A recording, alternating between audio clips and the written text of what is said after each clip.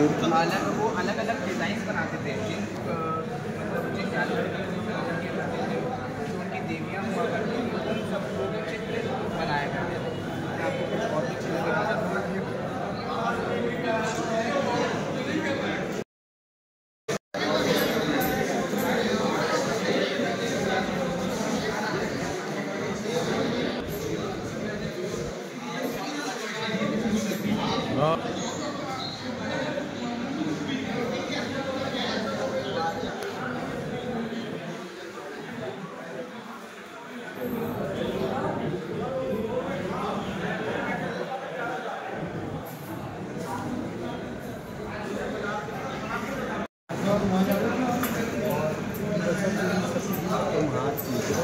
Video बना हम तुम्हें दे देंगे।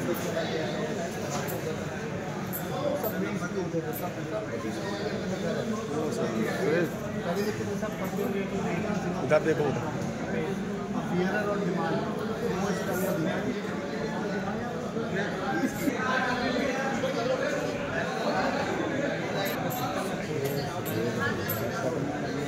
कब आए बुलाया लोगों ने आपको? हाँ साहब, ये हमारे जैन साहब जो तुलसी होटल के ओनर हैं, जैन साहब ने बुलाया। निखिल बुंदेली जी तो स्वर्गीय पूजनीय राधा कृष्ण बुंदेली जी के पुत्र हैं निखिल बुंदेली, उन्होंने हमें इनवाइट करा है। दिलीप गुप्ता जी हैं, तो मुख्य तौर पर हमको बुलाया है इसलिए कि शजर पत्थर जो पूरी दुनिया में नहीं पाया जाता वो यहाँ पाया जाता है। कितने दिनों के बाद आज आना हुआ है? साहब मैं कुछ सालों बाद आया हूँ, मैं आता रहता हूँ बीच बीच में, आते रहते हैं। हाँ कभी कभी आता हूँ। मैं दिल दुखता है क्योंकि दिल इसलिए दुखता है कि हिंदुस्तान के अंदर ऐसी कोई रियासत नहीं होगी। नवाब बांदा काफ़ी बड़े नवाब रहे, नवाब बांदा रहे, लेकिन उसके बाद कोई ऐसा नवाब नहीं होगा जिसके बांदा में उसकी खुद की रियासत में आने के बाद हमें अपने खुद के ठहरने के लिए हमारे महल नहीं है। वहाँ नगर पालिका सरकार के कब्जे हैं, जबकि नाम पे हमारे चल रही हैं वो ज़मीनें कब्जे गवर्नमेंट के हैं। मैंने माननीय प्रधानमंत्री जी को भी लिखा, माननीय होम मिनिस्टर जी को भी लिखा। वो कागज़ वहाँ से जो एक फॉर्मेलिटी होती है उसके तौर पर बांदा के कहीं दस्तावेज यहाँ आए और यहाँ जिस तरीके से दबाना था दबाया गया, उनको दबा दिया गया। प्रॉपर्टी वापसी के लिए क्या प्रयास कर रहे हैं सब? अभी तक मैंने कोई लीगल एक्शन तो नहीं लिया है, लेकिन जो मेरी तरफ से मैं कर सकता था, मैंने उच्च जो रहते हैं राजनेता उनको मैंने 10-11 लोगों को ये लेटर लिखा है कि भाई हम लोग फ्रीडम फाइटर हैं, हमने आज़ादी की जंगें लड़ी हैं। 7-8 पीढ़ी ने नवाब सैफ अली बहादुर ने महात्मा गांधी जी का पूरा गुपचुप तरीके से सन 47 में नमक आंदोलन, भारत छोड़ो आंदोलन, या जब महात्मा गांधी यहाँ पर आए, ये इतिहास है बांदा में। तो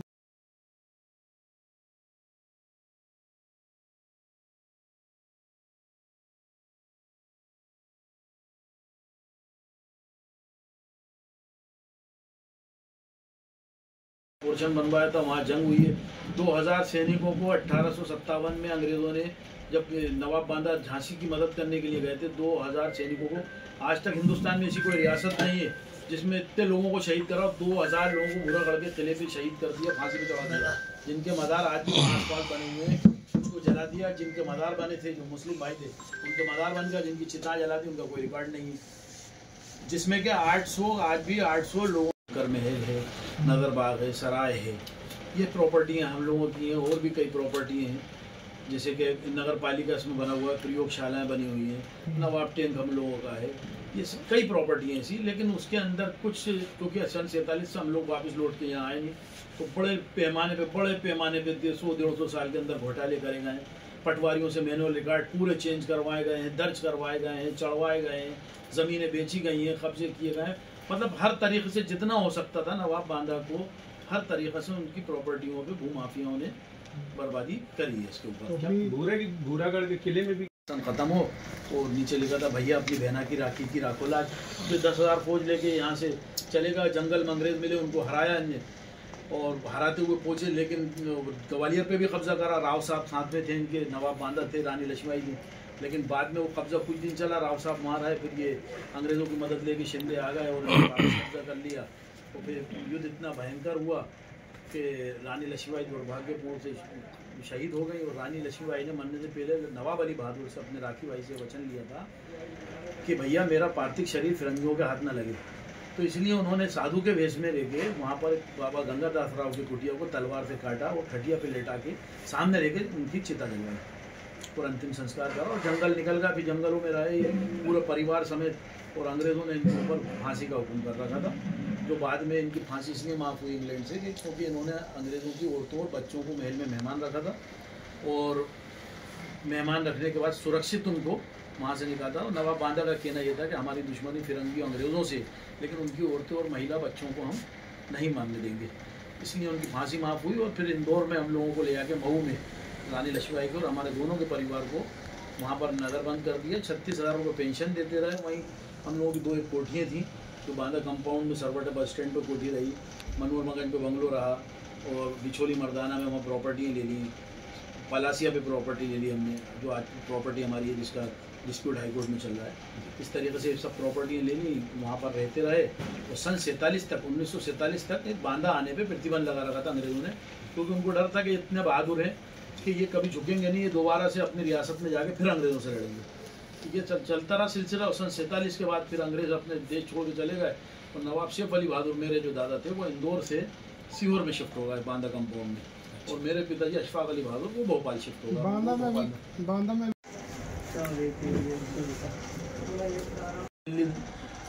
दिल्ली दरवाज़ा जिसका बना हुआ है, जिसका मुख्य उद्देश्य श्रीमंत बाजीराव पेशवा का यह था कि मैं दिल्ली की तरफ करके बनाया था, तो दिल्ली दरवाज़ा नाम रखा था कि दिल्ली पे एक दिन में काबिज होऊंगा। फिर और हिंदुस्तान के पहले ऐसे योद्धा और बहादुर थे जिसने दिल्ली के ऊपर हमला करा, जहाँ तालकट स्टेडियम बना हुआ, वहाँ अपने 500 घोड़सवारों की फौज लेके गए, जो वहाँ से महमूद शाह रंगीला सुरंग से रंगून भागने की तैयारी में था, पूरा खेल लिया था दिल्ली को। तो अब वापस अली बहादुर कहूँगा कि अली बहादुर प्रथम जो थे वो बांदा आए, और बांदा में आके अपने कब आए थे सर? ये 1700 कुछ के आसपास की बात है। अब एग्जैक्ट डेट तो फिर मैं देखिए मिसिंग होगी मेरे माइंड से। जी ठीक है ना। तो वहाँ से पूना से यहाँ बांदा आए। हाँ हाँ हाँ। फिर ये बांदा में इन्होंने रियासत बनाई अपनी, और रियासत बनाने के बाद इन्होंने पूरा यहाँ पर जो डाकू डकैत और जो लोगों का कब्जा था वो कुछ पन्ना राज परिवार के जो उनके बेटे थे। बांदा चुनने का क्या मतलब था? कुछ था क्या, कोई बात? देखिए था ये यहाँ से जो रास्ता था, ये रूट था, जो नदियाँ यहाँ से लगती थी वो दिल्ली जाती थी, और मकसद ये था कि मराठा सल्तनत को सब तरफ से मजबूत करके दिल्ली पे काबिज होना है। इसलिए मध्य भारत था, विंध्य प्रदेश सेंट्रल इंडिया था, इसलिए यहाँ से दिल्ली की तरफ बढ़ना था। तो दिल्ली यहाँ से करीब पड़ता था। और ऐसे ही बाजीराव पेशवा जी ने जो 5 मराठा सरदार थे, जिसमें कि गायकवाड़ हुए, इंदौर के होलकर हुए, ग्वालियर के शिंदे हुए, धार के पवार हुए, नागपुर के भोसले। बाजीराव भी यहाँ रहे बांदा में? नहीं, बाजीराव यहाँ नहीं रहे, लेकिन बाजीराव पेशवा से आपको तीसरा हिस्सा मिला था। बिल्कुल वो यहाँ रहे हैं, कुछ समय के लिए रहे हैं, क्योंकि उन्होंने आके महाराजा छत्रसाल की समाधि बनवाई, और दुबेला में मस्तानी साहिबा का महल है, जो अभी गवर्नमेंट ने बांदा में भी था क्या? 1 करोड़ रुपए भी मस्तानी साहिबा के महल के रेनोवेशन के लिए पास करें। बांदा में भी था क्या उनका महल? कोई नहीं, देखिए ये तो पूरे जंगल और पूरे सब ऐसे बर्बाद पड़े हुए थे। चंदेलों की हुकूमत रहा करती थी किसी जमाने में यहाँ जी, तो उस जमाने में तो ऐसा मार धाड़ और ये चलती थी कि जिसकी ताकत हो वो कब्जा कर ले। कुछ लोगों का कहना है कि मस्तानी यहाँ रहे, बाजीराव भी यहाँ रहे। नहीं, उनका किला भी था। और ये नहीं, बांदा में नहीं, वो तो दुबेला में है, महाराजा छत्रसाल ने खुद अपनी बेटी के लिए बनवाया था वहाँ जी। और बाकी जो उनका महल है वो पुणे में शनिवार वाड़े में था जी, ऐसा है। फिर राजा साहब यहाँ साहब, मेरा नाम जो है वो नवाब शादाब अली बहादुर है। वैसे मैं नवाब सैफ अली बहादुर का पोता हूँ। मेरे पिताजी का नाम है नवाब अशफाक अली बहादुर। मैं नवाबजादा शादाब अली बहादुर हूँ, क्योंकि मेरे पिताजी बुजुर्ग हो गए, इकलौता हूँ मैं, इस कारण उन्होंने पूरे अधिकार जो उनके राइट्स होते हैं वो मुझे दे दिए, इसलिए मैं अपना नाम नवाब शादाब अली बहादुर लिखता हूँ। नवाब साहब, आप अपने परिवार के बारे में कुछ बताएंगे कि बांदा नवाब थे आप, और किस तरह का परिवार था और किस तरह से कुर्बानी दी है अपने बांदा के लिए आपने? देखिए साहब, हमारा परिवार जो है वो श्रीमंत बाजीराव पेशवा प्रथम जो थे जी, और उनकी पत्नी जो महाराजा छत्रसाल की बेटी थी सावित्री बाई, जिनका नाम मशहूर हुआ था मस्तानी साहिबा के नाम से, उनसे हमारा वंश चला है। उनके पुत्र हुए थे शमशेर बहादुर प्रथम, जो पानीपत की जंग में सन 1761 14 जनवरी सन 1761 को आखिरी वक्त तक लड़ते रहे।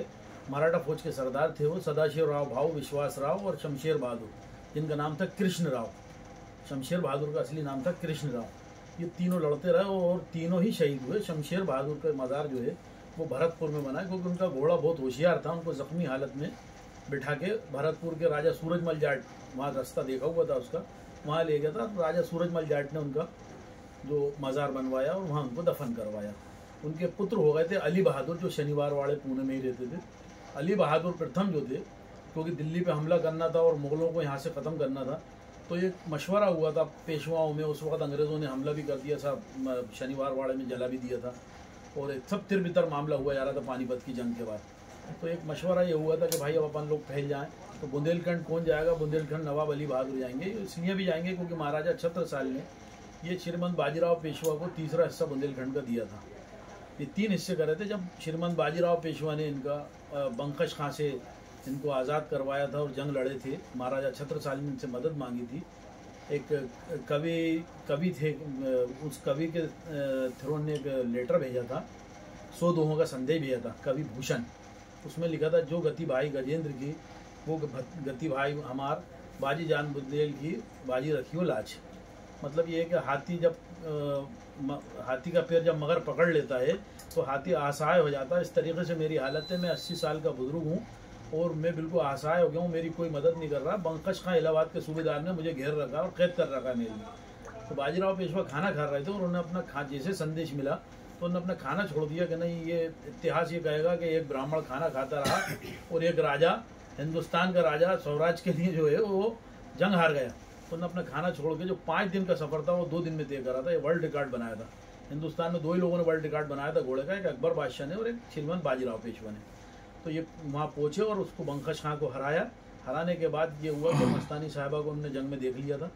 तो क्योंकि मस्तानी साहिबा ही लड़ रही थी और जो महाराजा छत्रसाल के दोनों बेटे थे वो घरों में बैठे हुए थे। तो मस्तानी साहिबा एक योद्धा थी, बहुत अच्छी तीरंदाज थी, तलवारबाज थी, बहुत अच्छी घोड़सवार थी और हिंदुस्तान की सबसे खूबसूरत थी। लगभग उनकी उम्र उस वक्त 15 साल थी। तो जब जंग में देख लिया तो महाराजा छत्रसाल ने जीतने के बाद ये कहा कि साहब मैं आपको यहाँ का राजा बनाना चाहता हूँ। उनको डर था कि बंकश खां भाग तो गया जंग हार के, वचन भी दे गया दोबारा हमला नहीं करूँगा, लेकिन हो सकता है कि मुगल फिर दोबारा आ जाए। उन्होंने कहा आप यहीं के राजा बन के रहिए। उन्होंने कहा नहीं साहब, मैं यहाँ राजा नहीं बनूंगा, मुझे तो आगे और भी जंगें लड़ना है मुगलों से, तो पूरे हिंदुस्तान में मुझे जाके अपना मराठा सल्तनत का पंचम लहराना है। तो इस तरीके से ये मामला चला। तो फिर उन्होंने कहा कि अगर आप कोई देना ही चाहते हैं तो आप अपनी बेटी जो है, उनको पता चला कि इनकी बेटी है, मस्तानी साहिबा का हाथ मुझे दे दिया। तो ये सारे मराठा सरदारों के बीच में स्वामी प्राणनाथ थे, प्राणनाथ के सामने इनका विवाह हुआ प्राणायामी धर्म के अनुसार। प्राणनाथ के अंदर जो है प्राणायामी धर्म के जो होता है उसके अंदर मूर्ति पूजा नहीं की जाती। आज भी पन्ना के अंदर प्राणायामी मंदिर बना हुआ है, वहाँ पर मतलब मूर्ति पूजा नहीं होती है, बस एक पंजा रखा रहता है, उसको मानते हैं वो, और एक भगवान की पूजा पंजा मुकुट और बांसुरी, हाँ इस तरह से पंगा मुकुट और पंजाब मुकुटों को रखा रहता है। तो ये सब चीज़ें रहती है। तो अब जब ये पूना गई उस ज़माने में, कट्टर ब्राह्मणों ने सोचा कि ये कौन सी सभ्यता है। अब वहाँ ना इंटरनेट था, ना मोबाइल थे, ना फोटो था, ना मालूमात थी, ना अवेयरनेस थी, ना एजुकेशन थी, बस एक अपना धार्मिक स्टडी रहती थी। उन्होंने कहा ये तो अजीब से मुसलमानों जैसा बिहेव कर रही हैं।